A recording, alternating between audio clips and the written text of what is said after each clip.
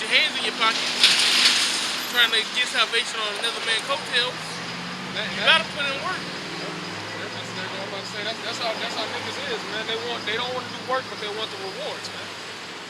They don't work like that with the so-called white man. So why would it work like that with the Lord, man? You gotta work. You have to work. Is it more? This should be in that book now. Yeah. Go back into that.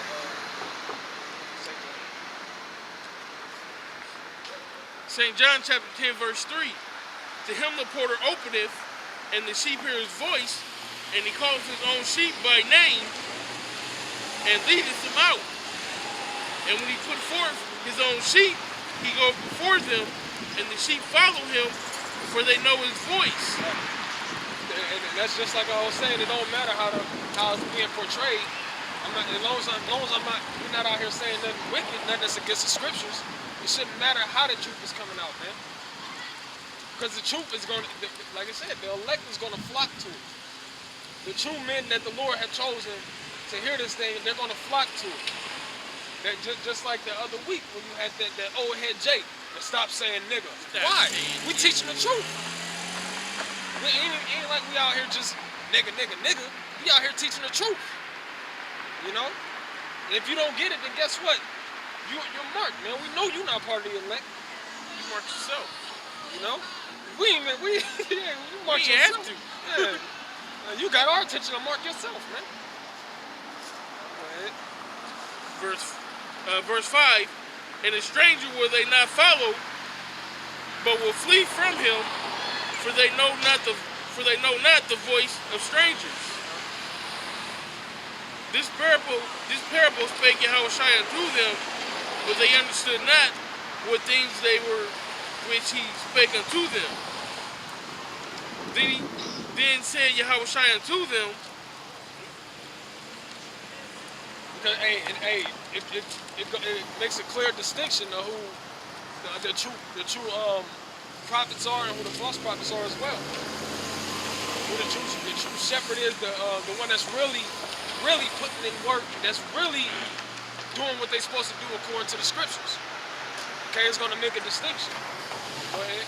Then Yahushua said unto him again, Verily, verily, I say unto you, I am the door of the sheep. I am the door of the sheep. And guess what? Yahushua is the word, man. So if you're not using this word and using it correctly, when you come out here and do this work, then you're not doing it right, man. You might as well not be doing it.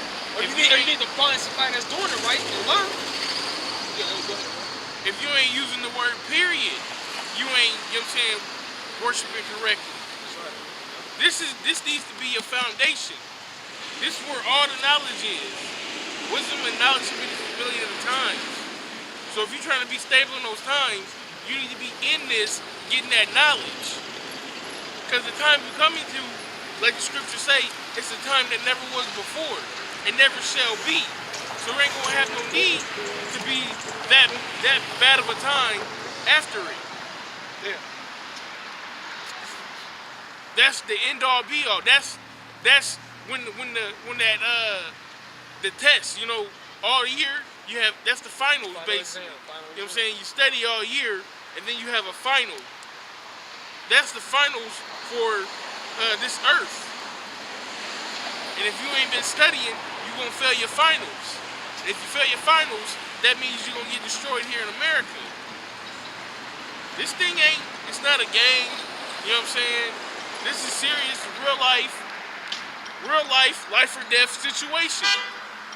Everybody is in a life or death situation. And this is life. Choose life.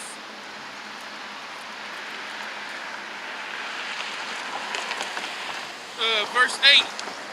All that ever came before me are thieves and robbers, but the sheep did not hear them. I am the door. By me, if any man shall enter, he shall be saved. Hey, because Yahushua is like the brother said, Yahushua is the foundation. You know, let's play it. Yahushua is the foundation. How can you know anything unless you go to Yahushua? He's the mediator to Yahweh, man. All right, you can't learn nothing, because Yahweh Shai said I can do nothing except to be of my Father, and no man can do nothing except to be of the Father. And we know that because there's an order. It goes Yahweh, it goes Yahweh Shai, it goes men, women, so on and so forth. All right. So we can't learn nothing. We don't know nothing unless we go to the scriptures, man. So if you ain't going through Yahweh Shai, man, you doing it wrong. I ain't talking about white Jesus. I ain't talking about these churches what they call them, the high places that we have on every corner in the hood. That ain't where the Lord is at, man. If you ain't coming to Yahweh Shai, you ain't coming straight to the scriptures, you ain't doing it right. You ain't seeking it right, man. And guess what? Acts says if it be of man, it should come to naught. Anything that's not of this is of man.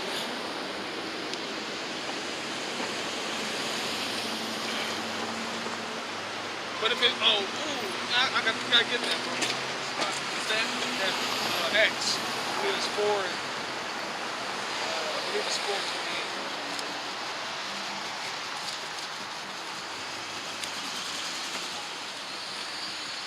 No, it's 5 and 38. 5 and 38. Hey, because before that, I mean, it's a good read. It's a good chapter to get into. But it was telling about these different prophets or these different so-called leaders of the people that fell away, and guess what? The people fell away also. Because why? They didn't go through Yahweh Shai, man. So let's get into this. Acts chapter 5, verse 38. Yep. And now I say unto you, refrain from these men. Yeah, it said lead them men alone. Go ahead. And let them alone. Yep. For if this counsel or this work be of men, it says leave them alone. Go ahead. For if this counsel or if this work be of men, yep, it will come to naught. It will come to naught. And like I said, they named a few. They had a few examples of men that did things according to man, and they came to naught, man. But then it got to the true prophets. That's why they said, man, just leave them alone. Because if it's a man, then it's gonna come to naught. Go ahead. But if it be of the Most High, what if it be of Yahweh Shem Shai? Go ahead. You cannot overthrow it.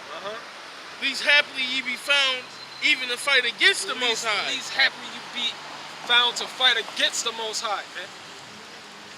And like we said, he who is against me, he who is with me is not against me. Okay? You know what? That's the last person you want to fight, man. That was the spirit of Yahweh Shem Shai that had them leave them alone, man. And guess what? That word got pushed out. That word hit every spot that they went to, man. They went to prison for the word, man. They got beat for the word, man. For teaching the truth. Yahweh Shai got beat for teaching the truth, man. He got beat for cursing niggas out, man. For telling them about themselves, being straight up 100 with them. Confounding them in their own words. And it was a righteous act, man. But yet our own people, y'all scourged Yahweh Shai, man. Y'all beat Yahweh Shai. Y'all was the ones that wanted him to get put up on that cross. Y'all was the ones that wanted him to get beat instead of the thief, man.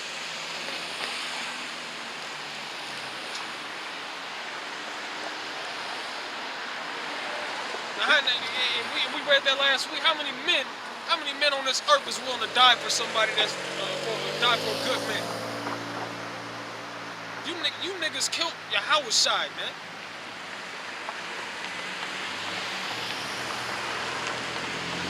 St. John chapter 4, verse 23.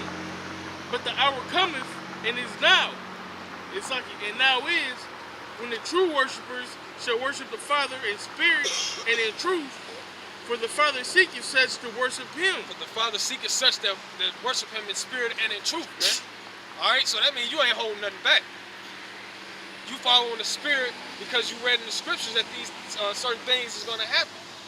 You read that Yahweh Shem Shai is the only way to salvation. You've seen the things that he did to these other nations. You've seen the things that he did to our nation for being disobedient, man. But you have the true worshipers that worship him in spirit and in truth. That is the Lord willing, it's us, man. We believe we worship in spirit and truth, and Lord willing, it is so, man. But you had like the Most High, he always, like it says in the Quran, he made everything two and two. So when you got true worshipers, you got men that worship in spirit and truth. You got men that either don't worship at all, or that worship in their own type of way. The Lord always had separated two and two, man. Everything is two and two, man. The Most High is in spirit, and they that worship him must worship him in spirit and in truth. Yeah, so all that worshiping must worship him in spirit and in truth, man. No, that means not taking from the scriptures, not adding to the scriptures. All right, not trying to find loopholes, not trying to find your own way to do this thing. When you come straight to the Lord, you worship him in the spirit and truth, because the scriptures is gonna cut you. The scriptures gonna tell you about yourself. And it's really up to you how about Shemi Al-Shai to give you the spirit. And that's what's beautiful about the Lord, man. He has to give you the spirit to worship him in the spirit and truth. And you have like that famous line in amongst Israel. I chose to come to the Lord, right? So on and so forth. Well, you ain't choose a damn thing, man. We didn't choose to be out here. Like when I was 12 years old, I didn't think I would be out on the highways and byways. You know, I didn't think I'd be reading the scriptures. You know, no, I can't speak for the rest of these brothers, but speaking to myself, I didn't know I was gonna be out on the highways teaching, man. Because the Most High has to choose you, man. He tries you as gold is tried in the fire. And he's gonna try you as gold is tried in the fire up until the end to make sure you're worthy, man. Like he ain't letting no regular old Billy Bob Thornton ass niggas just get in here and do whatever, man. He's gonna try your spirit. Man, so many scriptures just going through my head right now. Yeah, man.